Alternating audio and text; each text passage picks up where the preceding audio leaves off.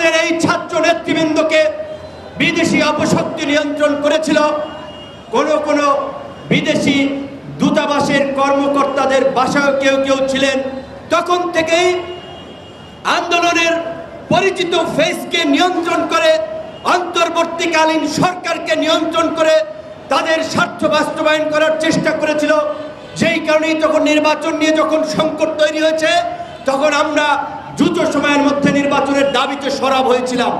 শুধু একটা কথা আমাদের একজন ছাত্র নেতা বলেছে, আমিও সেটি আপনাদেরকে স্মরণ করে দিতে চাই।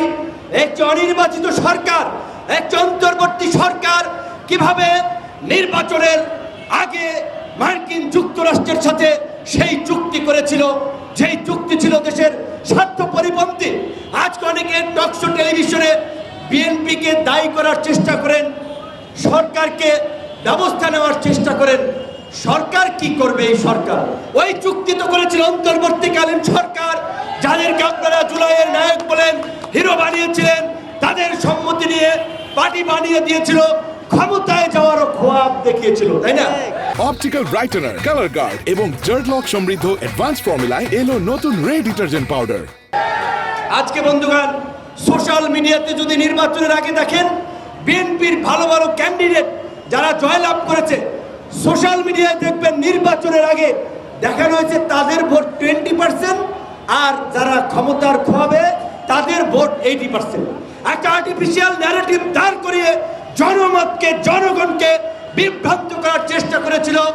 এই বিভ্রান্তকারীরা সামনেও বিভ্রান্ত হবে।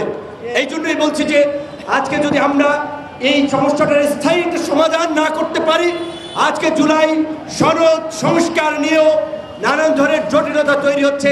আমি মাননীয় প্রধানমন্ত্রীকে ধন্যবাদ জানাই। উনি বারবার অ্যাগেন বলতেছেন যে এই জুলাই সনদ আমরা সংসদ ভবনের দক্ষিণ প্লাজায় স্বাক্ষর করেছি, তার প্রতিটি অক্ষর আমরা বাস্তবায়ন করব। আমি ওনার এই দৃঢ় অঙ্গীকারকে ধন্যবাদ জানাই। এবং সংসদে আপনারা দেখেছেন সংবিধান সংস্কারের কমিটি হয়েছে, সেখানে বিভিন্ন রাজনৈতিক দলের প্রতিনিধিদেরকেও রেখেছেন, বিরোধী দলকেও 5 জন সদস্য দেওয়ার জন্য বলেছেন। আমার বিশ্বাস আলাপ আলোচনার মধ্যে দিয়েই আমাদেরকে একটা সমাধানে পৌঁছাতে হবে। প্রধানমন্ত্রী যেহেতু বলেছেন এই কমিটির বাইরেও যদি আরো কিছু করা লাগে সেই কমিটিতে আলোচনা করে একটা রাস্তা বের করা যায়, কিন্তু সেইটা না করে যদি আমরা এই একটা নতুন সরকার এখনই যদি রাজপথে হুঙ্কার দেই, এটা সঠিক হবে না।